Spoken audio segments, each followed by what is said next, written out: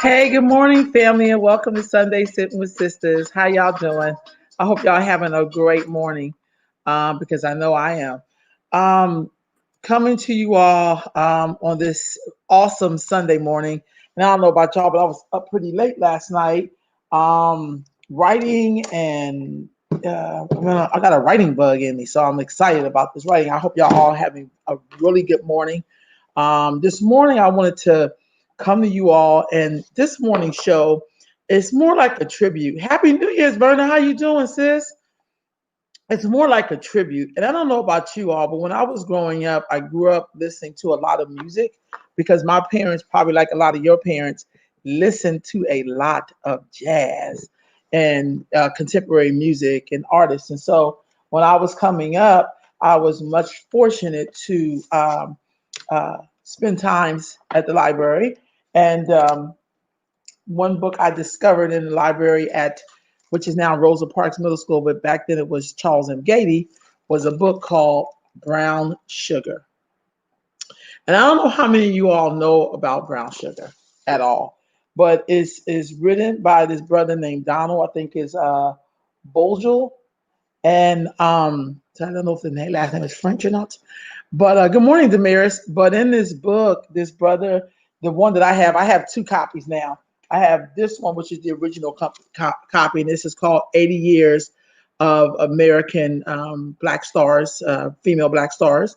And then they redid the book, and in redoing the book, it's now up to over 100 years, and it's a smaller book, and it's okay. But I mean, it's good. It's still a good book, and it has like everybody in it. Beyonce, good morning, Yakiel, all the way from Australia. So it has all of these awesome artists. But today I want to talk about some of the women in this book, because in years, we have a new year.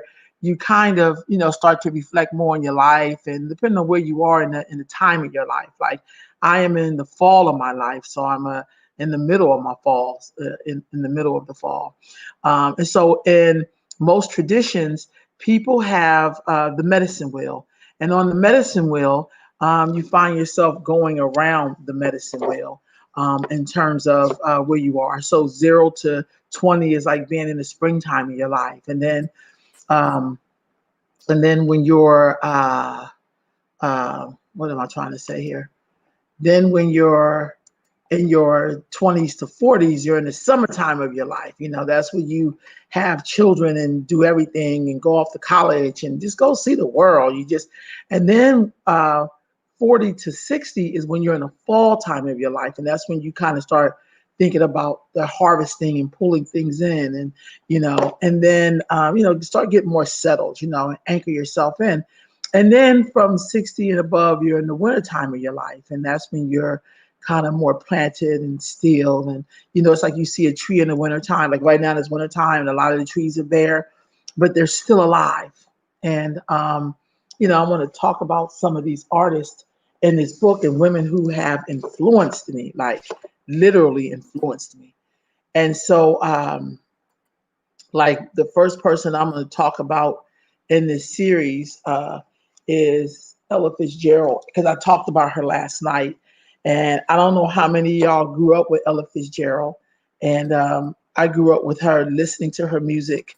And I just think it's super important that, we study our ancestors, because most of these people, all of them mainly that I'm going to talk about today, are our ancestors. And look at Ella Fitzgerald, so much to know about her. And I think sometimes, she's considered to be the first lady of song.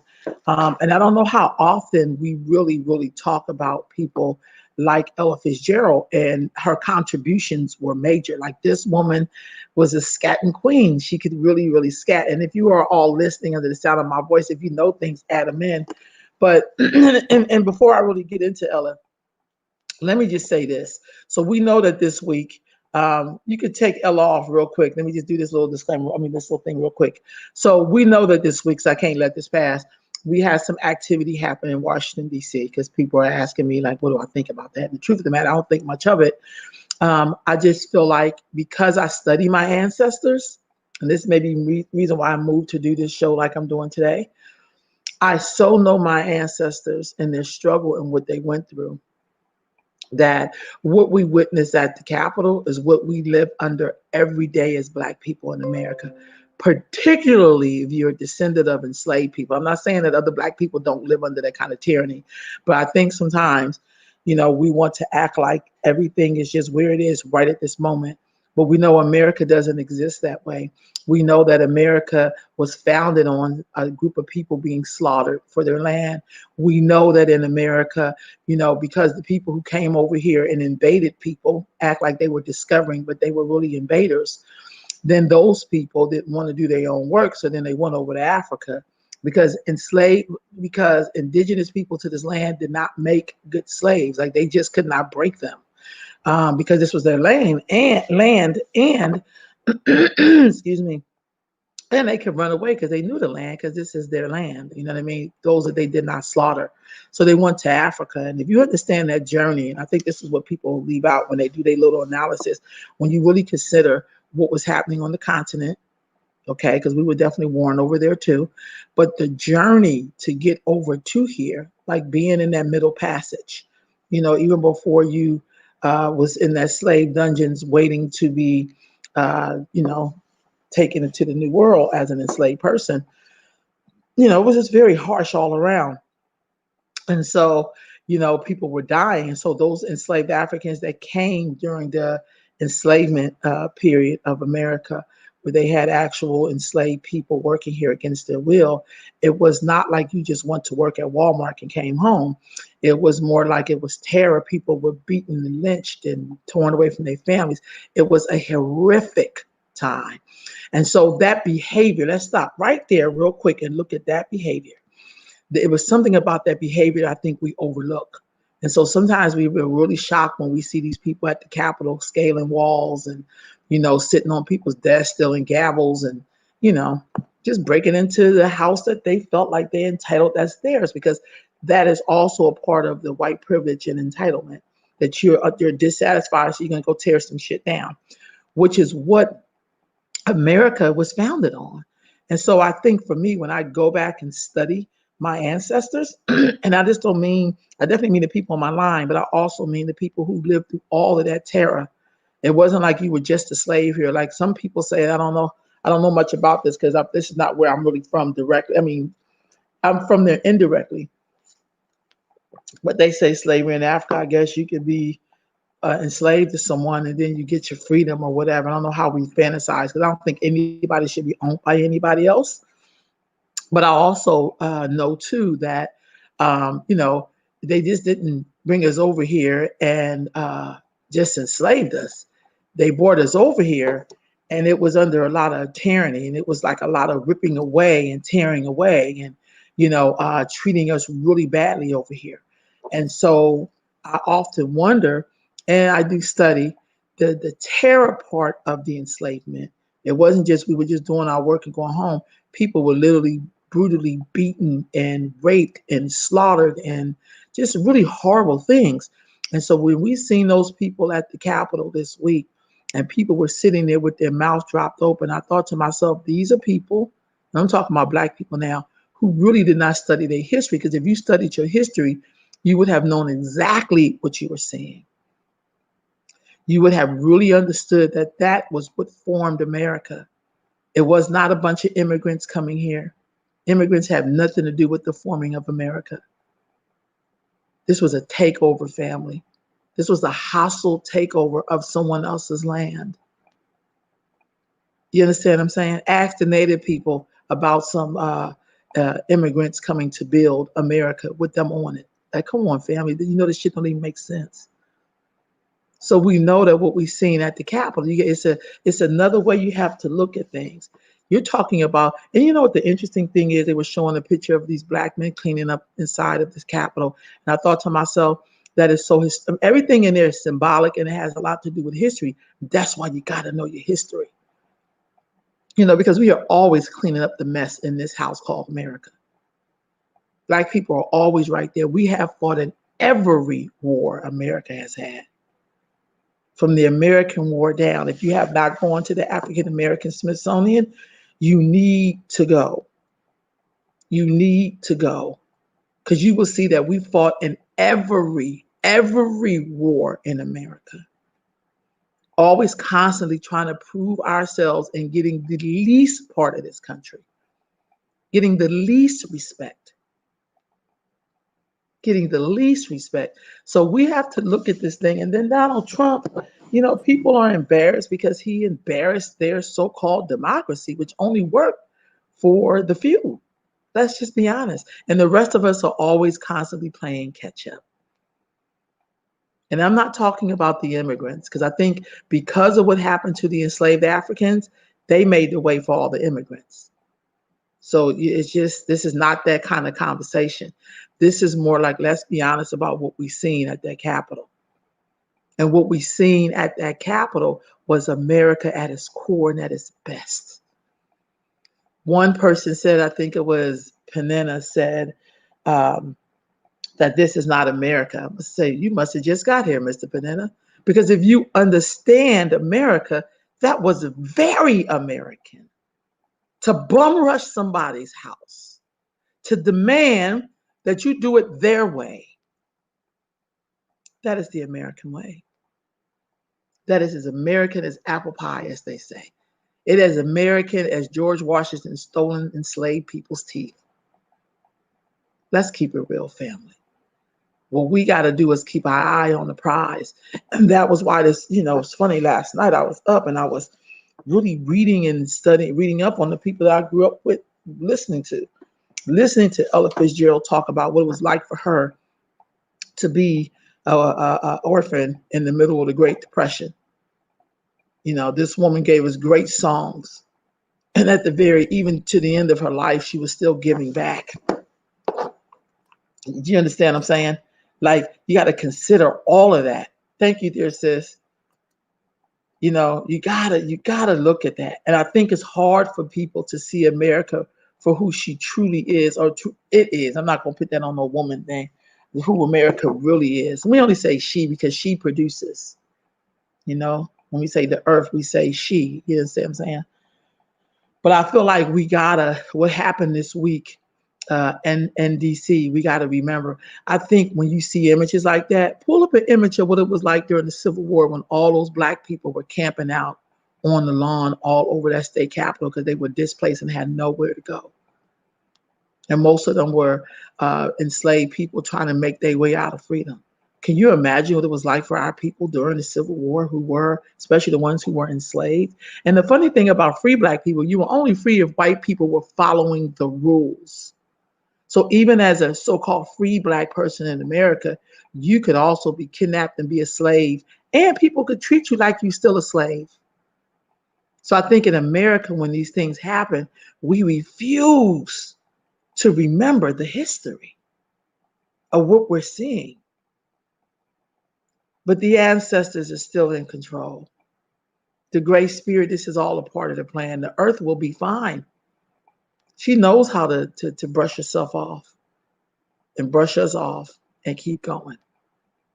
So I just had to touch on that because as I was studying for today's show, in terms of wanting to talk about these Black women like Ella Fitzgerald, like Sarah Vaughan, like Diane Washington, like Laverne Baker, like Carmen McRae, like Florence Mills, like Ma Rainey, like Betsy Smith, like Abby Lincoln, like Hazel Scott and Marion Anderson and Mahaya Jackson and Ethel Waters. I could just go on in the list. I could just keep on talking. Joyce Bryant. As I say all of their names, they had to come through America at some of its most brutal times. Mahaya Jackson, if you haven't seen her documentary, you really should see it. See, it'd be in these times that we should be researching our ancestors. You can't really build anything strong if you don't know the history. So you're not building things on faulty ground. I know you want to make your mark. When you're young, you want to make your mark. You want to get in there and prove something that you could do. You got ideas too. Yeah, but you got to have, something to build it on. You understand what I'm saying? Like knowing my mother's story helps me with my story, which will help my nieces and nephews with theirs. All of it is called it's called foundational. It's foundation. You know, understanding Mahaya Jackson. When I watched her documentary, you could pick Mahaya Jackson up. Do you have Mahaya up? When I watched her documentary and she talked about what it was like growing up in New Orleans and how she babysat for these white people who were just god awful to them. She said one time that, she was talking about, not one time, but she also talked about when she was a child. I mean, when she was a young singer and she was making it happen out there. She said people would be applauding you on the stage, and just because her voice was thunderous. I mean, it was just like God had came down and she would be singing. And she said they would be praising you and praising you. And then they see you on the street and treat you like shit. Just treat you bad. So we have to ask ourselves, family, what can we learn from Mahaya Jackson? Her story, her life. Here was a woman still reaching back. Here was a woman who was funding a lot of the stuff that was happening in the civil rights movement, supporting them as much as she could. So even though she was, doing well in her career, she has a story as well. Everybody has stories. I'm telling you. That's why you can't tell me no sad story about some goddamn insurrection. It's like, are you serious? This is just two white people, y'all having disagreements. One man is a flat out racist. Rest of y'all racist in the closet. Do you understand what I'm saying? Because we know this is about white privilege at the end of the day. In this place called America, that we want to hail up as a beacon of light on the hill. But it's only a light to the few that can benefit from the fair skin privilege. And I use fair skin on purpose. So when you read Mahaya Jackson's story, man, that's why we have such gifts as Black people. That's why we have these gifts. Right on. I agree with you, sis. And the stories are painful. I'm right there with you. The stories are painful. It's hard. Anything painful, it's kind of hard to relive it. But I really work with them to get that story because it means a lot to me. And I honor them as I'm asking them about the story. But Mahaya Jackson is a documentary of her on the YouTube. And I'm trying to figure out these copyrights and infringement stuff. So, because I want to show that. I want at least clips of it. But her story, man. And here is a woman, she's a gospel singer. You feel me? Let me just show you how all this stuff is connected. She's a gospel singer. You know who she loved? And one of the things she loved about this woman, that she incorporated her own music and her own style way of doing it, was Betsy Smith. So Betsy Smith was a blues singer, that real blues, not the blues that white people sit in the park and fantasize about having blues, But she said she loved the way Betsy Smith moaned, because the way she moaned made her really, it just touched her in a certain way. So when Mahaya Jackson would sing a lot of her tunes, she said she would picture some of her style. She would picture that moaning that Betsy Smith would do when she was singing the blues. You heard? So I feel like when we think about that so-called insurrection, it should be more like a enema. You know what I mean? Peace, Tina. You know what I mean? It should be more like an enema. Because when you look at, and these are just women who made it. All of them got cheated out their contracts, didn't make the money. Half their people was still in their music. And you want me to be focused on some shit that happened at the Capitol this week. Nancy Pelosi really getting on my last nerve. She really is. She should have been taking several seats and let someone else come up and finish the stuff she started. This should be a cutoff or age limit that who could be in that office. I think that would stop a lot of this shit too. If we say, hey, if you over 50, you can't be up in here. And I'm being nice by saying 50. I really should think it may be a little younger, but I'll take 50.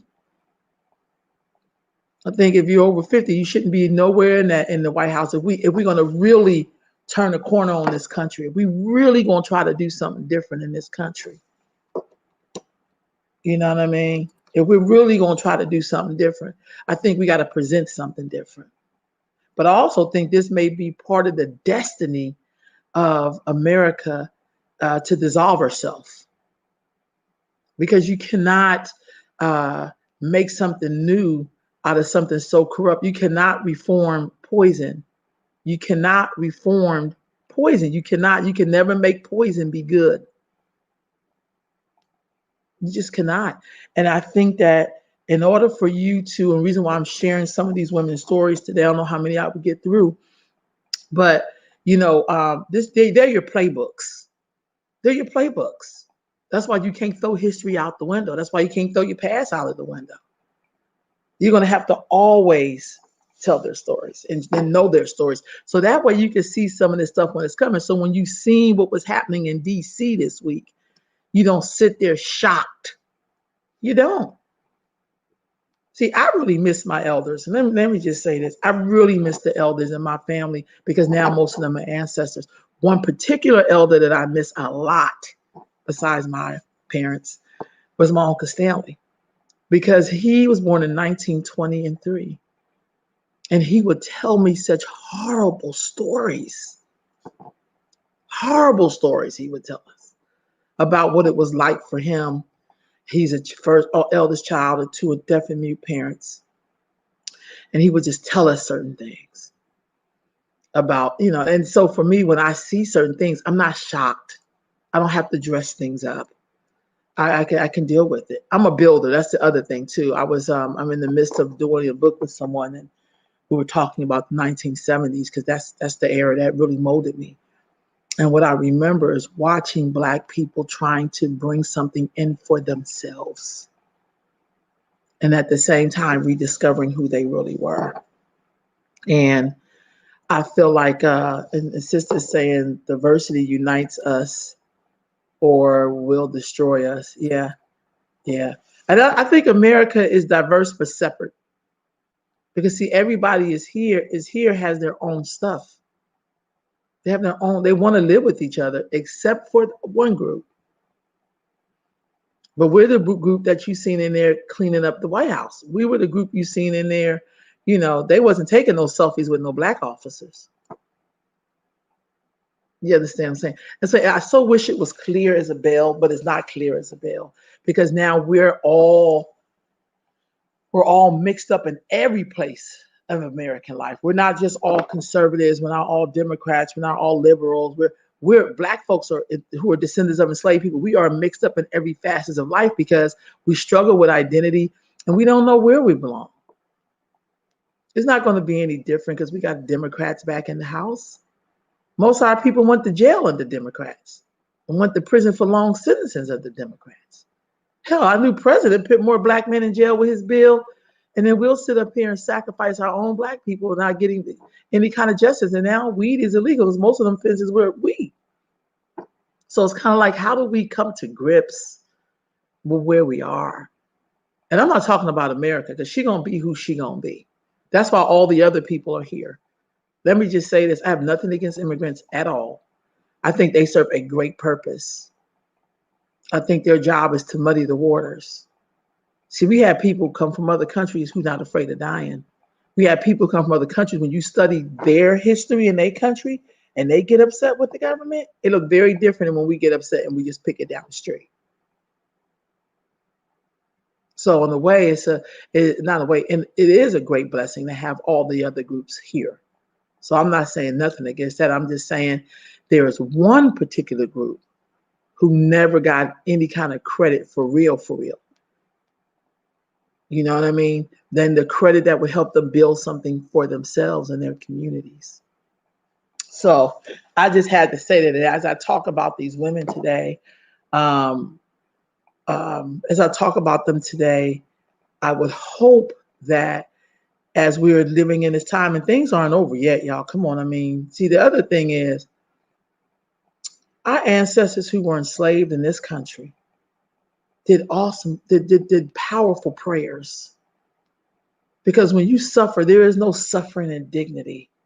There is no, I'm just going to take this lashing and beat. No, that's that Hollywood shit. Like it don't work like that when somebody's beating the shit out of you. It does not work that way. It does not work that way. So those people did powerful prayers.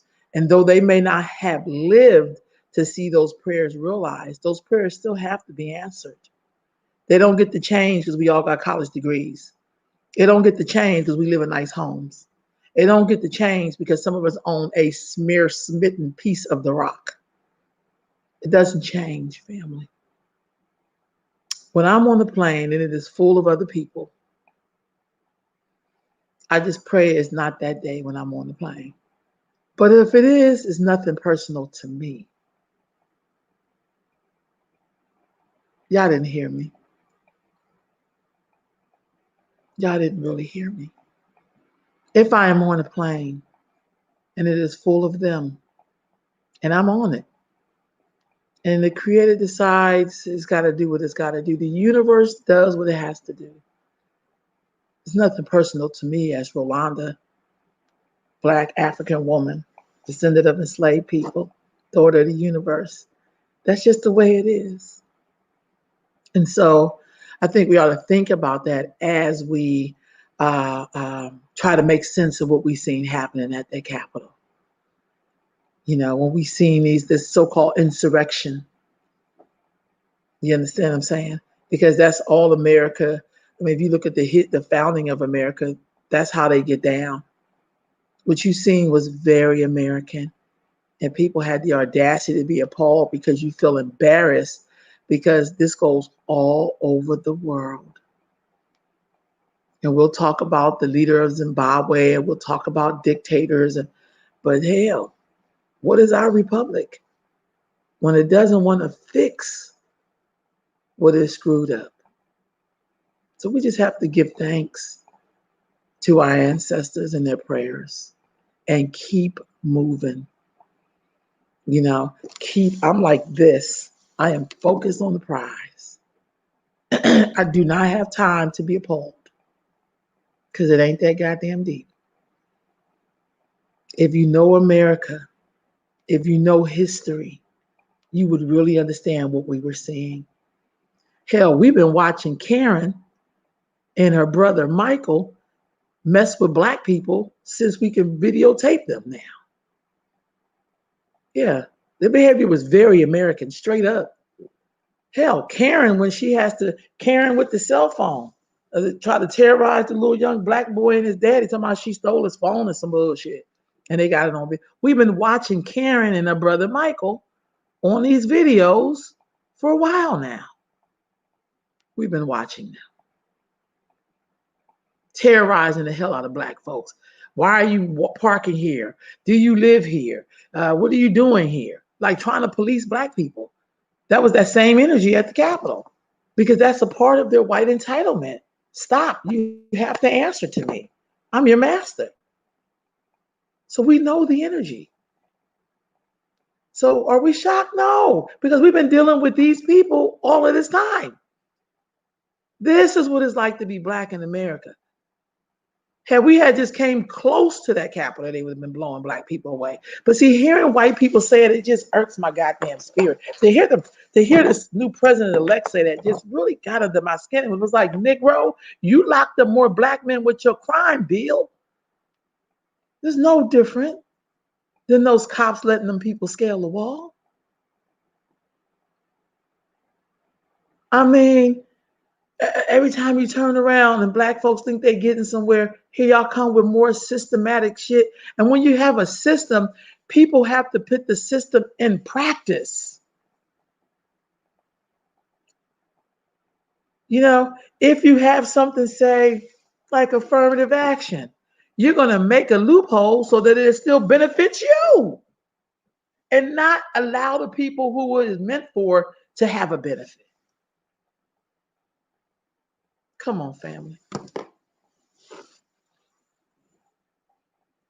Come on, y'all.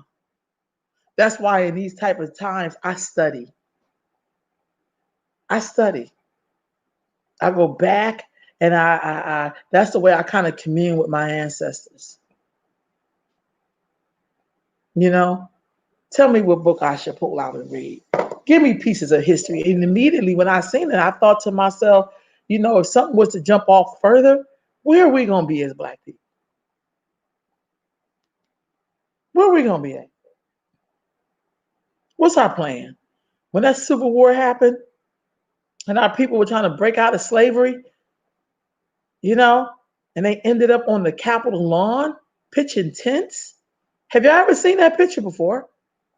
I used to see if you could find that picture. It's a picture of right after the Civil War, Black people and former enslaved people camping on the steps of the U.S. Capitol. And see, these are the images that we refuse to see because somehow we think it's going to make us feel bad. Shut up. You need to know the journey of your ancestors. You need to know what really happened here. You need to know this. Or otherwise, how can you teach your children? How can they really be empowered? And it's not about this silly ass feeling that it's going to make them feel. No, it's not going to make them feel. It's going to be like, we some badass people that we had to survive these people. That we have to survive them. But if we do not know our ancestors' story, we have no playbook. And you can't go to your enemy and get your ancestors' story. You cannot.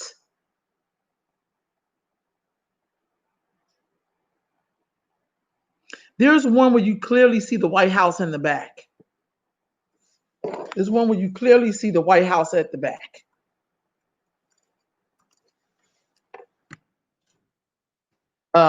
It's just important. I don't know. Some people are saying that what we are seeing, what we are seeing now, what we are seeing now is an insurrection. I don't think it was an insurrection. I think people, let's sum up it there. Yeah, that's the one of the pictures. But there's one where they were camped out all over the Capitol after the Civil War. All over the Capitol after the Civil War. So you got to ask yourself, where you see yourself now?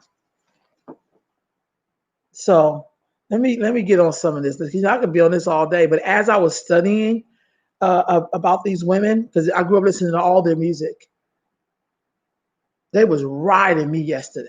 Like in turn, last night I didn't go to bed till like 2 this morning because I was up playing their music and reading about them, and because I grew up, listening to them.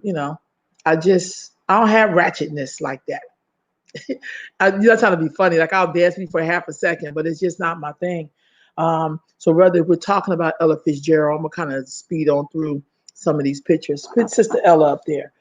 Ella Fitzgerald. Y'all need to know her name. Sister Ella Fitzgerald. And if you get this book called Brown Sugar,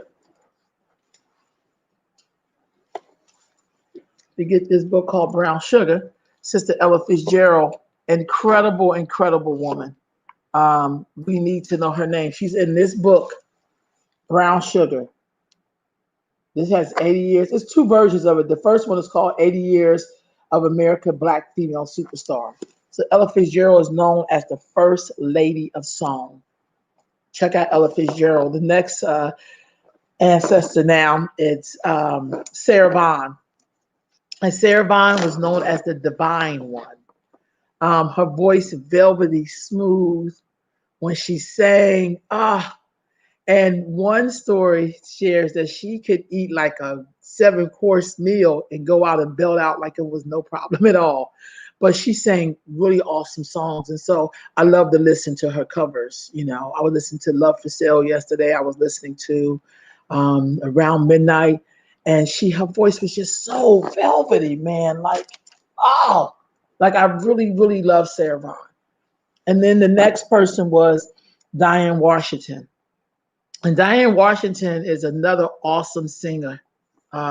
She sings, "What a difference a day makes, 24 little hours."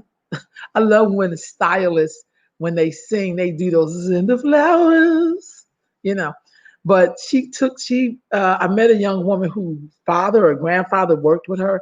And when she first sang that song, she got it in one take. These are people who, even in these turbulent times, still made a way. Still made a way. We sing our way through. We dance our way through. And we definitely praying our way through. But these are people you should know. These are people you really should know about. Laverne Baker was another person, rock and roll singer. Look at these women. And I believe she was in the 1950s-ish. All here in brown sugar. All here in brown sugar. Absolutely beautiful, talented Black women. And I'm pretty sure, see, my thing is, I'm not asking the enemy to educate us. That's crazy. If you're asking your enemy to educate your child and you, then you're probably going to be a slave for the rest of your damn life. But now we live in an era you could Google people. You could look them up. You don't have to spend hours and hours in the library like I did when I was a kid. You know what I mean? This is Laverne Baker. Carmen McRae. It's another one. Beautiful sister. I seen her live at Oak Park in her latter years, if you will. But another jazz singer, melodic, beautiful. Man, another woman that can sing. These are all beautiful singers, family, with incredible stories. See, it's their backstories that I love. It's the backstories, but I get to know who they are from them singing. That's how I got to discover Carmen McRae. And I seen her live when she was older at the Oak Park Music Festival that they used to have. That I used to love going to. And I remember seeing her and just been like, wow. And so, we've been having these films now coming out about Ma Rainey and Betsy Smith. But before those two, there was Florence Mills. Now, Florence Mills, she didn't really get to have fame like that, because she died pretty early. I'm talking Florence Mills. That's Ma Rainey. Florence Mills. Florence Mills. And could you find a picture of Florence Mills? Okay, great. Okay. So Florence Mills was like, this bluesy singer. And she never really got a chance to get her just due because she died young. But she opened the door for people like Betsy Smith and Ma Rainey as well. So you can go to Ma Rainey. And we just seen Ma Rainey's Black Bottom with Sister Viola Davis and late brother Bowman Chadwick Bowen. I'm going to say his name all backwards. And their stories, though, who these women were. And before, all of this, we're seeing their films and stuff now, I can relate to women like this because there's more to just, like when she sang the blues, you felt that because they were living the blues. They were living it. And that's very different than going to the jazz festival. Like when I go to the blues festivals, and there's no disrespect, but when I go there, all I see is a bunch of white people enjoying listening to us moaning. Like it's really exhausting. You know what I mean? But it's something about living it. And Tina Turner says she wanted to stop singing certain music. She said, because I live that. I don't want to be singing it every day. You know what I mean? So, but there's something in the way we figure out how to be expressive with what is happening to us. And Ma Rainey did that when she sang that Black Bottom. And of course, we have Betsy Smith, who was a protege to Ma Rainey. And Betsy Smith, man, nobody sings the blues like Betsy Smith. I mean, come on, But when I look at her, and I remember once somebody saying that I favored her, and I took that as a compliment because I absolutely love Betsy Smith. And I'm just grateful because I look at her and I do see parts of myself. I understand who I'm seeing. I understand the blues, believe it or not. So when you see someone like Betsy Smith, it means something. But also during that same time, there was Ethel Waters. And Ethel Waters is the last name I gave you today on the list, sis. But Ethel Waters was a singer as well. She was more of a northerner. But she was also a singer, like that Cotton Club era. Look how beautiful she is. But also she was a dancer and an actress. And if you ever seen the film Pinky, Pinky was kind of like a generic imitation of life, but not really, because it was really played by a real white woman, that person. But she was supposed to be like her grandmom or something, and that's when she was older.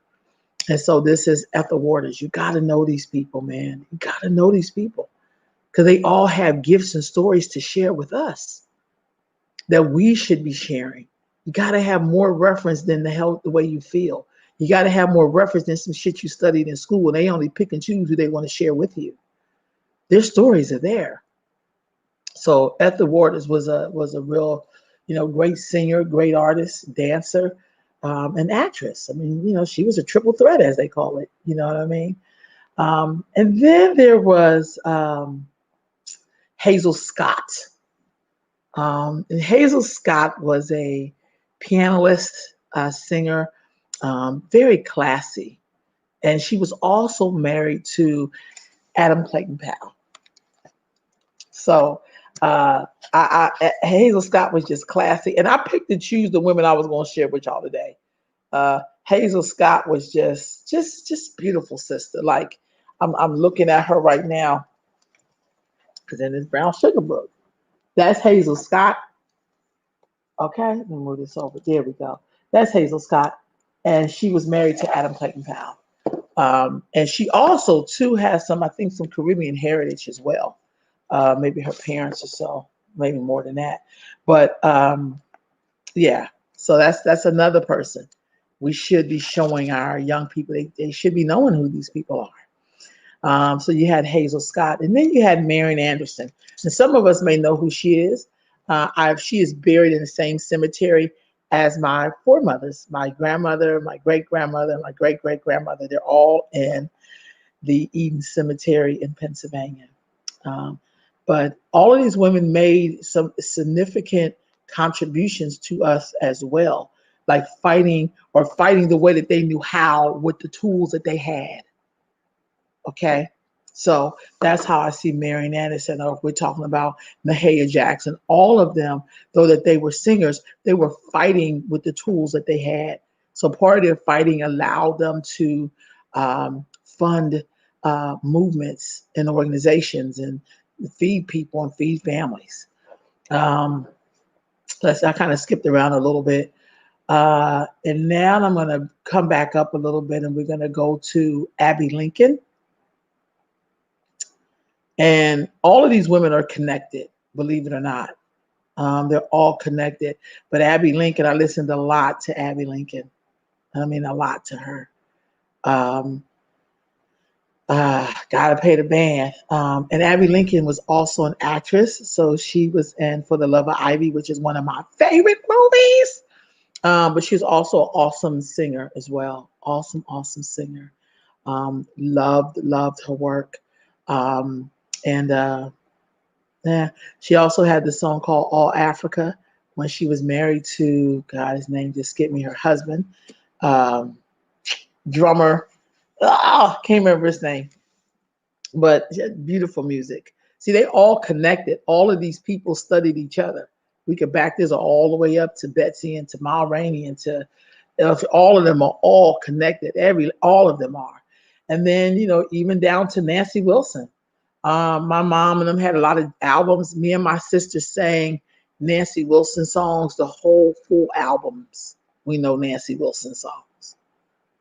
Welcome, All Smiles. If you can go to Nancy Wilson, please. I'm All Smiles. All of them, family, all of them. Just blown away with all of them. This Nancy Wilson.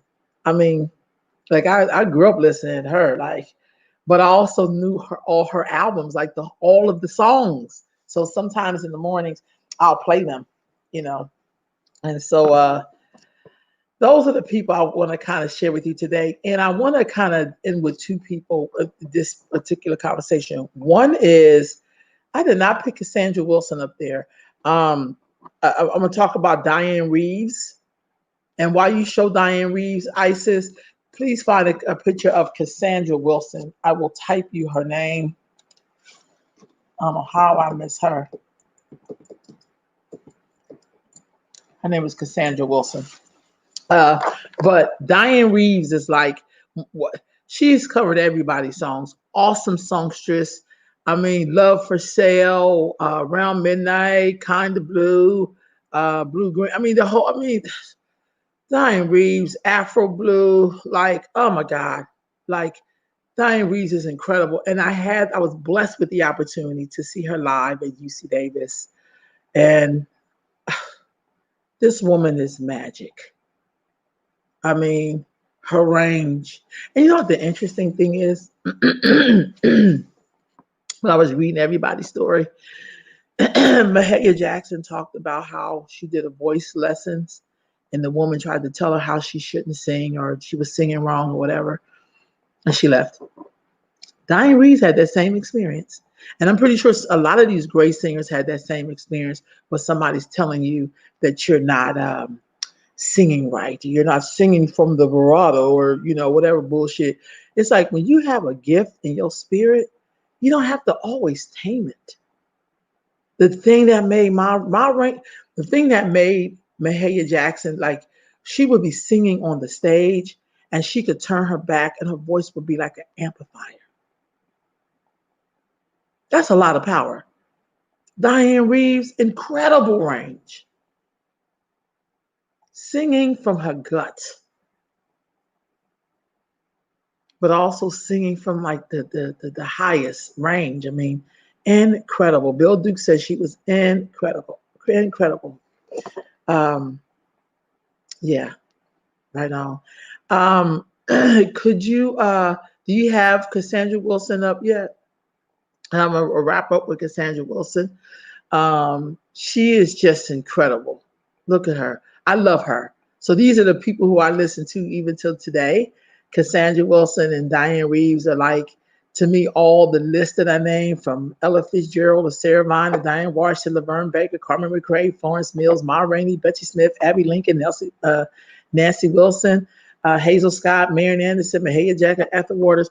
To me, when I look at Cassandra Wilson and Diane Reeves, I see all of them, all of their influences on them and what they bring. Like, they are just incredible. Their bodies of work, their range, their stories, and all of them have incredible stories. What draws you in is the music. That's what draws you in. That's what I wanted to do this morning. I wanted to come to you all and talk about, saluting our ancestors by knowing their stories. It is important that we, that we know their stories. And so it's important that we know their stories. And if we want to know about ourselves, it is our job to make sure that we share the things that we want people to know. And if you could just do a slide piece, and as I say their names, I'll try to go on the list, Isis, so as you show the picture, I can go to the next one. So start at the beginning, and then I'll say their names. I think I can guess them all. We're going to start with Ella Fitzgerald. I think she was the first one. So, yeah. So this is Ella Fitzgerald. If you don't know who she is, please look her up. This is Sister Ella Fitzgerald. We'll make this a little bigger so you can see her instead of me. So that's Ella Fitzgerald. Then we have Sarah Vaughan, the divine one. Then we have Diana Washington. I had notes over here. This is the queen, if you will. And then we have Laverne Baker. And then we have Carmen McRae. And then we have Florence Mills. Beautiful. Then we have Ma Rainey, the Empress of the Blues. Well, I'm not sure what we call Ma Rainey, but I know that Betsy Smith was the Empress of the Blues. Abby Lincoln, Nancy Wilson, Diane Reeves, Hazel Scott. Oh no, that's not Hazel Scott. That's Hazel Scott. I'm sorry, Hazel Scott. Go ahead. Sorry.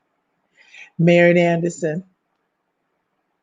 Mahaya Jackson, Ethel Waters, and Cassandra Wilson. Is she on there? She was a separate picture. Okay, family. So look, share that.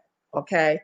But I'm going to switch gears just a little bit. If you just joined us on Sunday Sit with Sisters, we did a little overview about what happened at the Capitol. I talked about Black women. It's all about knowing your ancestors. So I tried to share with you all Black women. Don't wait for Black History Month, even though I'm going to celebrate Black History Month. But don't wait for Black History Month. Celebrate who we are all year long. Our kids should know. Bring those women back up again, just real quick.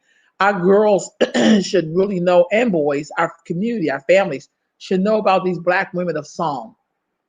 And we're going to start at the top. So they should definitely know who. Let's start. That's Betsy Smith. I'll wait till you get to the top when you get to Ella Fitzgerald. There you go. Bam. So this, I'm going to just go over again in case you join us. Ella Fitzgerald.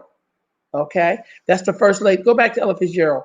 Ella Fitzgerald is the first lady of song. This is the woman that can scat. She could hear a horn, and the horn would, and she right behind her. She'd be right behind her. So, you know, she could make her voice be a real instrument. You understand what I'm saying?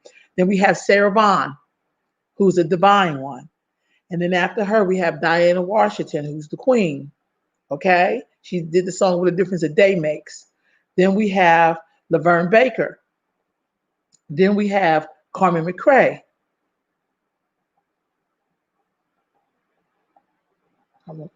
Then after Carmen McRae, we have Florence Mills. Then we have Ma Rainey. You know, then we have Betsy Smith, who's the Empress of the Blues. Then we have Abby Lincoln. Right on. Then we have Nancy Wilson. Then we have Diane Reeves. Then we have Hazel Scott. Then we have Marion Anderson. Then we have Mahaya Jackson. And then we have Ethel Waters and Cassandra Wilson. So listen, family. Done with that. Listen. Those women, we're talking gospel, jazz, blues, rock, contemporary, what you name it. These women and all those genres. And we should know about them. There's many of us. Those are the ones that I pulled from. Get the book. Go online and order it. Brown Sugar. So there's this Brown Sugar, which is 80 years of Black Hollywood, 80 years of Black female superstars. The one I got, this is the first edition. 1920s, 30s, 40s, 50s, and 60s, and before and after. The latest edition of that book is Brown Sugar, and this is 100 years, over 100 years of American Black female stars, of America's Black women. So these are two good books to get. I'm going to switch gears before we get out of here. Isis, were you able to do a summary?